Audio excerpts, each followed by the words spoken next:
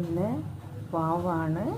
അപ്പോൾ ഇന്നെല്ലാവരും പ്രാർത്ഥനയും കാര്യങ്ങളും കാരണന്മാർക്ക് വേണ്ടി പ്രാർത്ഥിക്കുകയൊക്കെ ചെയ്യുന്ന ദിവസമാണ്. അപ്പം ഇന്നത്തെ പ്രത്യേക വിഭവമാണ് വാവട.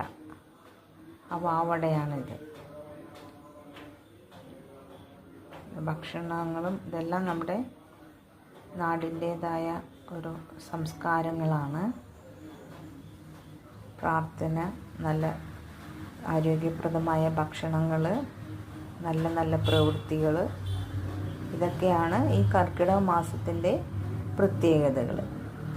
അപ്പം അതിന് വേണ്ടിയിട്ട് എല്ലാവരും അതിൻ്റേതായ ചിട്ടകളിൽ ജീവിക്കുക. അപ്പം നമുക്കതനുസരിച്ച് മനസ്സിനും ശരീരത്തിനും അതിൻ്റേതായ സൗഖ്യം ഉണ്ടാകും.